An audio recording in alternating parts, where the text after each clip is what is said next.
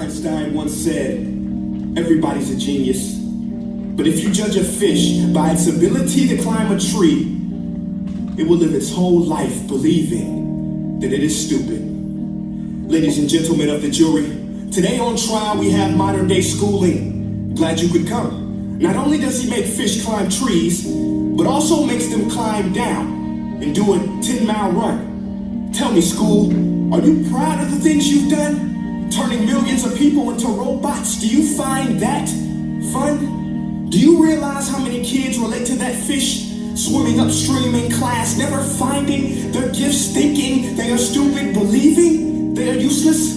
Well, the time has come, no more excuses. I call school to the stand and accuse him of killing creativity, individuality, and being intellectually abusive. He's an ancient institution that has outlived his usage. So, Your Honor, this concludes my opening statement, and if I may present the evidence of my case, I will prove it. Proceed. Exhibit A. Here's a modern day phone. Recognize it? Here's a phone from 150 years ago. Big difference, right? Stay with me. Here's a car from today. And here's a car from 150 years ago. Big difference, right? Well, get this. Here's a classroom of today. And here's a class we used 150 years ago. Now ain't that a shame? In literally more than a century, nothing has changed. Yet you claim to prepare students for the future? But with evidence like that, I must ask, do you prepare students for the future or the past?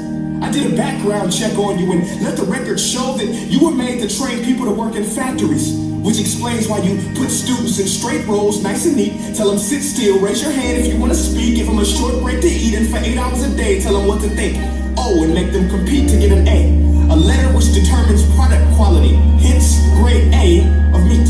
I get it. Back then, times were different. We all have a past. I myself am no Gandhi. But today, we don't need to make robot zombies. The world has progressed. And now we need people who think creatively, innovatively, critically, independently, with the ability to connect. See, every scientist will tell you that no two brains are the same.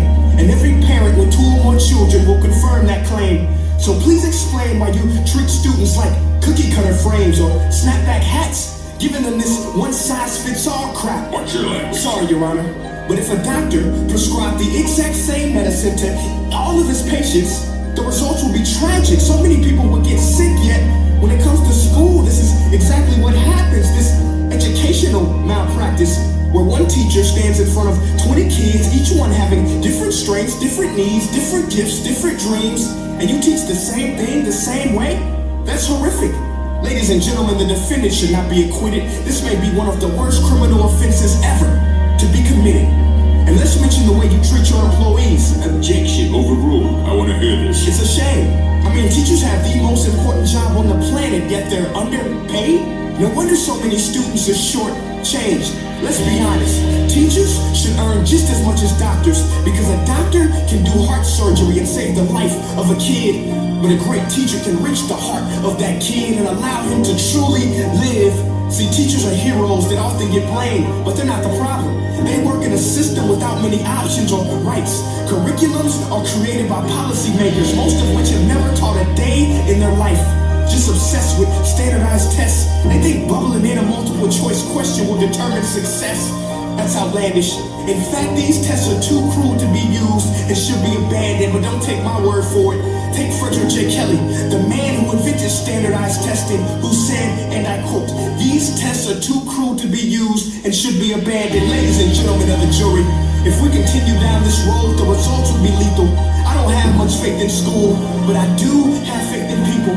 And if we can customize healthcare, cars, and Facebook pages, then it is our duty to do the same for education, to upgrade and change and do away with school spirit, because that's useless. Unless we're working to bring the spirit out of each and every student, that should be our task. No more Common Core. Instead, let's reach the core of every heart in every class. Sure, math is important, but no more than art or dance. Let's give every gift an equal chance. I know this sounds like a dream, but countries like Finland are doing impressive things. They have shorter school days. Teachers make a decent wage. Homework is non-existent, and they focus on collaboration instead of competition. But here's the kicker, boys and girls. Their educational system outperforms every other country in the world. Other places like Singapore are succeeding rapidly. Schools like Montessori, programs like Khan Academy. There is no single solution, but let's get moving. Because while students may be 20% of our population, they are 100% of our future. So let's attend to their dreams, and there's no telling what we can achieve. This is a world in which I believe, a world where fish are no longer forced to climb trees. I rest my case.